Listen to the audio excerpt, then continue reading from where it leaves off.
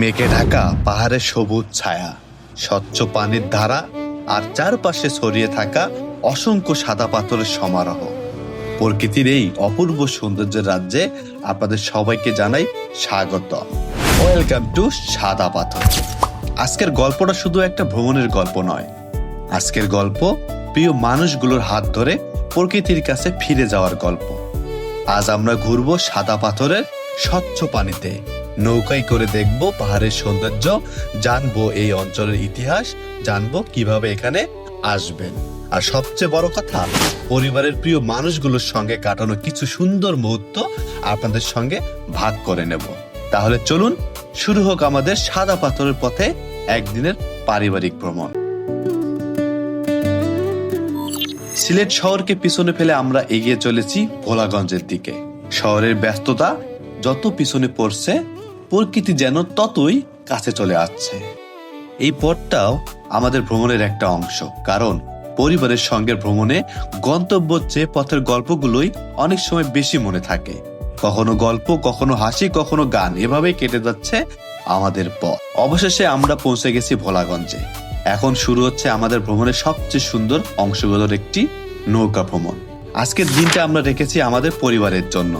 প্রতিদিনের ব্যস্ততা, কাজের চাপ, সংসারের নানা ব্যস্ততা সবকিছুকে একটু পাশে রেখে আজ আমরা বেরিয়ে পড়েছি প্রকৃতির কাছে। সঙ্গে আছে আমাদের পরিবারের প্রিয় মানুষগুলো। কেউ হয়তো অনেক দিন পরে এমন ভাবে ঘুরতে বের হয়েছে, আবার কেউ প্রথমবার এসেছে এই সাদা পাথরে। সত্যি কথা বলতে আমি নিজেও সাদা পাথরে প্রথমবার এসেছি। সাদা পাথরের সৌন্দর্য দেখার আগে চলুন একটু জেনে নেই এই জায়গাটার গল্প। সাদা পাথর অবস্থিত সিলেটের কোম্পানিগঞ্জ উপজেলার ভোলাগঞ্জ এলাকায়। এই অঞ্চলটি বাংলাদেশের উত্তর পূর্ব সীমান্তের একেবারে কাছাকাছি। দূরে দেখা যায় ভারতের মেঘালয়ের পাহাড় থেকে নেমে আসা পানির প্রবাহ, নদী আর পাথর, এই তিনের মিলনেই এখানকার প্রকৃতি পেয়েছে তার নিজস্ব সৌন্দর্য। পাহাড়ি পানির সঙ্গে নেমে আসা বিভিন্ন ধরনের পাথর এই অঞ্চলে জমা হয়, আর সাদা পাথরের বিস্তীর্ণ উপস্থিতির কারণেই পর্যটকদের কাছে জায়গাটি পরিচিত হয়ে উঠেছে সাদা পাথর নামে। ভোলাগঞ্জ শুধু পর্যটনের জন্য নয়, দীর্ঘদিন ধরে পাথর কেন্দ্রিক অর্থনৈতিক কর্মকাণ্ডের জন্যও পরিচিত। এখন যারা আমাদের ভিডিও দেখে সাদা পাথরে আসার যারা পরিকল্পনা করছেন, তাদের জন্য বলি কিভাবে এখানে আসবেন। সিলেট শহর থেকে সড়ক পথে ভোলাগঞ্জের দিকে যেতে হবে। বাস, সিএনজি, মাইক্রোবাস অথবা ব্যক্তিগত গাড়িতে আসা যায়। পরিবার নিয়ে এলে রিজার্ভ গাড়ি বা ব্যক্তিগত গাড়ি তুলনামূলকভাবে আরামদায়ক হতে পারে। ভোলাগঞ্জে পৌঁছানোর পর স্থানীয় নৌকার মাধ্যমে সাদা পাথরের পর্যটন এলাকায় যাওয়া যায়।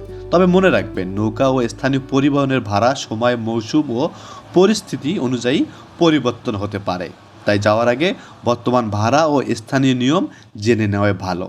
আমরা যখন নৌকায় উঠি, একটা নৌকা আমরা রিজার্ভ করেছিলাম কাউন্টার থেকে, যার ভাড়া নিয়েছিল 8 জনের জন্য 800 টাকা।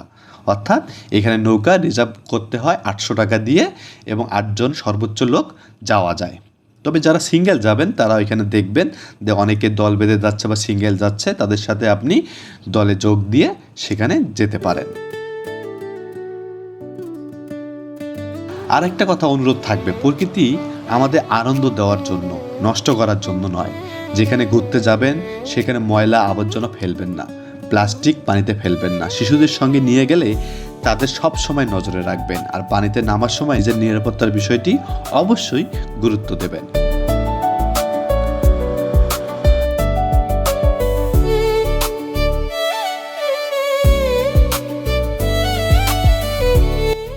সাদা পাথর ঘুরে আমার যেটা পার্সোনাল অপিনিয়ন, সেটা হচ্ছে জাফলংয়ের চেয়ে সাদা পাথরে ঘুরতে অনেক মজা। এখানে গোসল করতে পারবেন ঠান্ডা পানিতে, এবং লোকের অনেক সমাগম থাকে বটে, কিন্তু পরিবেশটা অনেক ভালো, কারণ পাশেই পাহাড়টা সুন্দরভাবে দেখা যায়, পাশে নদী বয়ে যাচ্ছে, সুন্দর। আমি এখন বর্ষাকালে আসছি জন্য এখন পানির পরিমাণটা আর কি বেশি, যার জন্য আরও ভালো লাগছে। কিন্তু দুঃখের বিষয় হচ্ছিল, দেখুন শুধু ওই অঞ্চলগুলোতে পাথর আছে, কিন্তু এই দিকে কোনো পাথর নেই। এই দিকে হচ্ছে পুরোটাই হচ্ছিল মরুভূমি। তো এই হলো অবস্থা। যদি পাথরগুলো আরও বেশি থাকতো তাহলে দেখতেও সুন্দর লাগতো, পরিবেশটা ভালো লাগতো। ভবিষ্যতে যদি এরকম আরও উদ্যোগ নেওয়া যায় যে পাথরগুলোকে আরও বাড়ানো সম্ভব, এবং যে পাথরগুলো আছে সেগুলো যেন নিঃশেষ না হয়ে যায়, সেই দিকেও আসলে আমাদের খেয়াল রাখা দরকার আর কি। কিন্তু আসল কথা হচ্ছিল এখন সাদা পাথর প্রায় মরুভূমির দিকে যাচ্ছে, ধ্বংসের পথের দিকে যাচ্ছে। এখানে কেমন সাদা পাথরে এখানে আগে কেমন ছিল এখন কেমন? মোটামুটি আগের মতোই আছে, ভালো। হ্যাঁ।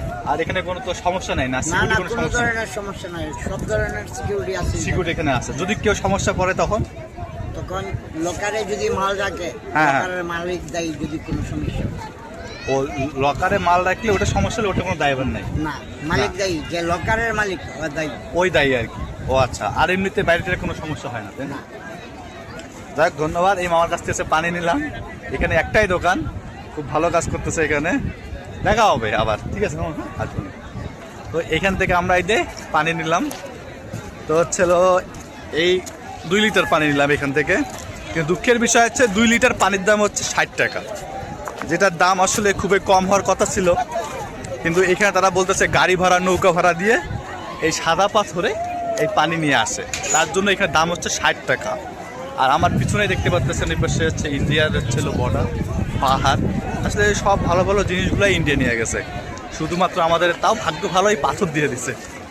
যাই হোক, খারাপের মধ্যে ভালো কিছু থাকে, তো ইন্ডিয়া যে পাথরগুলো দিছে এই পাথরগুলোর মধ্যেই হচ্ছিল আমাদের ভালো কিছু এখানে বের হয়ে গেছে। তো এখন আমরা গোসল করবো, চলুন দেখে যাবো। এখন আমরা সাদা পাথরে এখানে চরম একটা স্রোত পানির মধ্যে দেখতে পাচ্ছেন, পুরো পানির মধ্যে।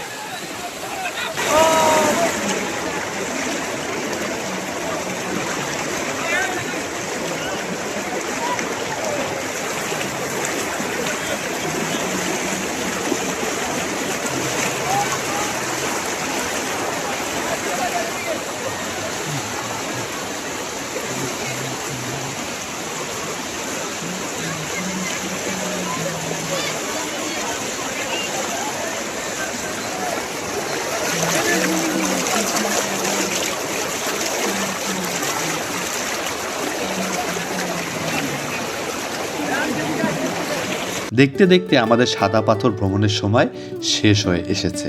এখন ফিরে যেতে হবে, কিন্তু কিছু জায়গা থেকে ফিরে আসা মানে সেই জায়গাটাকে সত্যি সত্যি ছেড়ে আসা নয়, কারণ সঙ্গে করে নিয়ে আসা হয় কিছু ছবি, কিছু ভিডিও, কিছু হাসি আর অনেকগুলো সুন্দর স্মৃতি।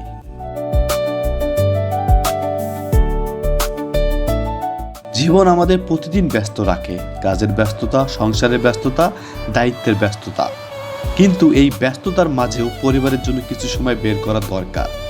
আর সময় যদি আপনি বের করতে না পারেন, তাহলে আপনি পরিবারের অংশই হতে পারবেন না কখনো। কারণ একদিন হয়তো এই বড় বড় বাড়ি, দামি জিনিস সব কিছুই থাকবে, কিন্তু সবচেয়ে বেশি মনে পড়বে এই ছোট ছোট সুন্দর মুহূর্তগুলো, যেগুলো আপনি এই পরিবারের সঙ্গেই কাটিয়েছেন। একসঙ্গে পথ চলা, একসঙ্গে হাসা, একসঙ্গে প্রকৃতিকে দেখা, এগুলোই তো জীবনের আসল আনন্দ। তো আজকে আমাদের ভ্রমণ ছিল সিলেটের ভোলাগঞ্জ সাদা পাথরে। পাহাড়, স্বচ্ছ পানি, সাদা পাথর আর পরিবারের প্রিয় মানুষগুলো নিয়ে আজকের দিনটা সত্যি হয়ে থাকলো এক স্মরণীয় দিন।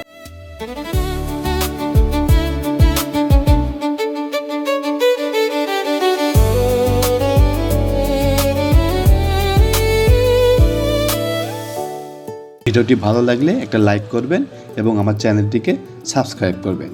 আবার দেখা হবে কোনো নতুন এক জায়গায়, কোনো নতুন এক গল্প আর কোনো ভ্রমণ নিয়ে। সবাই ভালো থাকবেন, পরিবারের সঙ্গে সময় কাটাবেন। আল্লাহ হাফেজ, আসসালামু আলাইকুম।